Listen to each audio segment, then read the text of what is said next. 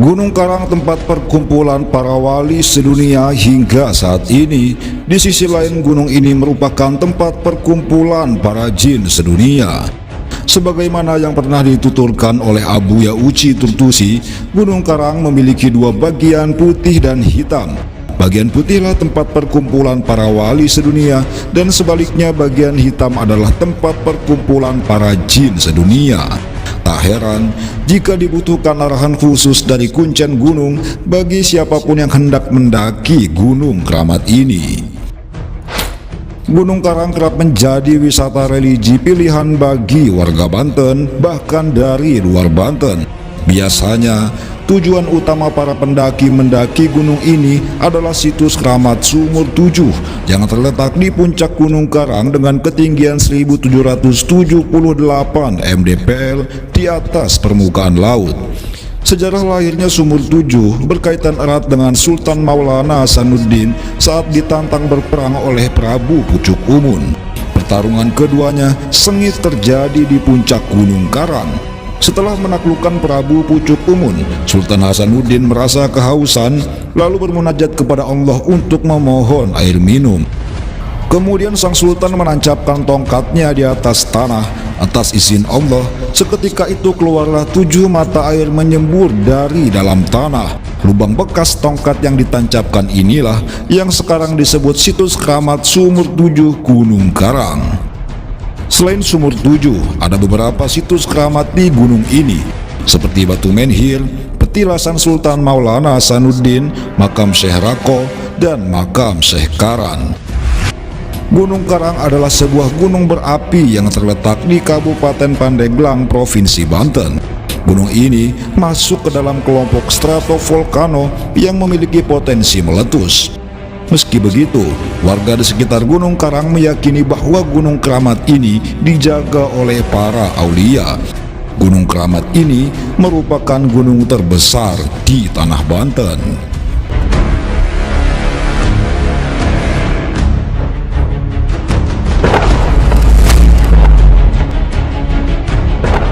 Banten di era 1500-an dikuasai oleh kerajaan Hindu di bawah pimpinan 4 orang raja yang terkenal dengan kesaktian mandragunanya. Pada saat itu, siapa yang kuat maka ialah yang berkuasa. Pasukan dari Portugis, Belanda, dan Inggris begitu mudah masuk ke kawasan Banten. Dapat disimpulkan bahwa pada saat itu Banten dipenuhi orang-orang yang tidak mengenal Allah. Tahun 1526, Kerajaan Demak mengutus Sultan Cirebon Syekh Syarif Hidayatullah atau Sunan Gunung Jati bersama putranya Sultan Maulana Hasanuddin untuk segera pergi ke Banten. Belum ada kendaraan bermesin pada saat itu. Atas izin Allah, jarak antara Cirebon Banten dapat mereka tempuh hanya dalam kurun waktu 1 jam. Setibanya di Banten, Sunan Gunung Jati bersama putranya Sultan Maulana Hasanuddin pergi menuju Banten Girang dan mendapat kabar bahwa ada kerajaan yang kokoh di Banten yang dikuasai oleh 4 orang raja yang bernama Raja Sima, Raja Darga, Raja Brahma, dan Raja Ganesha. Melihat raja-raja Banten yang begitu kuat, Sunan Gunung Jati bersama Sultan Hasanuddin berpikir keras dalam mencari jalan untuk mengalahkan keempat raja tersebut agar dengan mudah mengislamkan tanah Banten. Kerajaan Demak hampir mengutus bala tentaranya ke Banten, namun Sunan Gunung Jati menahannya dengan alasan militer kerajaan Demak takkan mampu menjatuhkan raja-raja Banten yang begitu kuat. Akhirnya Sunan Gunung Jati bermunajat kepada Allah dan mendapat isyarah atau petunjuk untuk segera pergi ke Gunung Polosari. Setibanya di puncak Gunung Polosari, ternyata di sana terdapat kerajaan yang kokoh yang dikuasai oleh 4 orang raja tersebut. Kemudian Sunan Gunung Jati bermunajat yang kedua kalinya dan mendapat isyarah untuk segera pergi ke Gunung Karang. Di tengah perjalanan menuju Gunung Karang, ternyata di antara Gunung Karang dan Gunung Polosari ada seseorang yang sedang bertapa. Lalu Sunan Gunung Jati menyapanya dan orang yang bertapa itu pun membuka matanya. Begitu matanya terbuka, terjadilah adu kekuatan mata antara Sunan Gunung Jati dengan orang yang bertapa itu. Begitu adu kekuatan mata, orang itu pun bangun dari duduknya dan terjadilah adu kekuatan batin antara keduanya. Setelah 7 hari pertarungan keduanya berlangsung, barulah orang yang bertapa itu tumbang di tangan Sunan Gunung Jati. Dan ternyata orang yang bertapa itu bernama Brata Guru Sampang. Setelah mengaku kalah dari Sunan Gunung Jati, hidayah dari Allah menghampiri Brata Guru Sampang. Ia pun membaca 2 kalimat syahadat dan menyatakan dirinya telah memeluk agama Islam atas bimbingan langsung dari Sunan Gunung Jati. Setelah mendapat hidayah, Brata Guru Sampang melepas dan tak mau lagi ikut campur soal urusan Gunung Karang, Gunung Polosari, dan Banten, serta memutuskan hijrah ke daerah lain.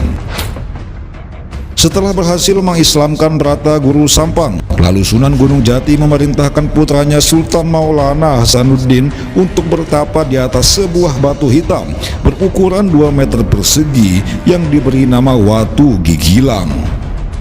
Sunan Gunung Jati berpesan bahwa syarat untuk lulus dari tapanya, Sultan Hasanuddin harus menghilangkan keangkuhan dalam dirinya dan meyakini dalam hati bahwa semesta beserta isinya hanyalah milik Allah Subhanahu wa Ta'ala. Cirinya, ketika Watu Gigilang itu telah terangkat dengan sendirinya, berarti Sultan Hasanuddin telah lulus dari tapanya. Maka bertapalah Sultan Hasanuddin hingga jangka waktu yang tidak disebutkan. Begitu Sultan Hasanuddin terus bertapa, ternyata beliau didatangi oleh Brata Guru Sampang yang telah memeluk Islam. Dan saat itulah Watu Gigilang terangkat dengan sendirinya hingga berubah menjadi batu pancawarna. Setelah Watu Gigilang terangkat, tiba-tiba Sunan Gunung Jati datang dan berkata bahwa Sultan Hasanuddin telah lulus dari tapanya. Lalu memerintahkan putranya itu untuk segera pergi ke Banten Girang untuk melawan Raja-Raja Banten dengan membawa dan memanfaatkan kekuatan Watu Gigilang. Sunan Gunung Jati menjelaskan bahwa sumber kekuatan Banten berada di batu tersebut. Bahkan siapapun yang ingin menjadi Sultan Banten, jika batu ini tidak ada di Banten, maka tidak akan dianggap oleh siapapun. Singkat cerita, berangkatlah Sultan Hasanuddin ke Banten Girang dengan menjinjing Watu Gigilang. Kemudian mulailah Kerajaan Demak mengutus bala tentaranya untuk ikut menyerang Kerajaan Banten. Pasukan Demak saat itu sangatlah sedikit, tidak setara dengan pasukan Banten yang begitu banyak. Belum lagi ditambah pasukan Belanda dan Inggris yang kekuatan militernya luar biasa. Begitu berperang, 10 kali lipat kekuatan Kerajaan Banten nyaris menghabisi bala tentara Kerajaan Demak yang hanya sedikit. Melihat kondisi genting ini, Sultan Hasanuddin segera menghadap ke Gunung Karang, kemudian berdoa kepada Allah. Ya Allah, tidak satupun kekuatan yang aku miliki. Saat ini, tugasku ingin menegakkan kalimat Allah dan mengislamkan Banten. Dengan tugas dari Kerajaan Demak dan ayahku, maka aku memohon pertolongan darimu. Atas izin Allah, tiba-tiba saja muncul 2 elemen dahsyat, yaitu air dan angin.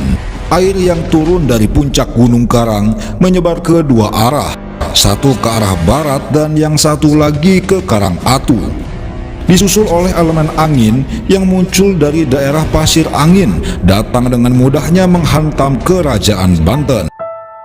Singkat cerita, akhirnya Sultan Hasanuddin berhasil menjatuhkan keempat Raja Banten beserta kerajaannya.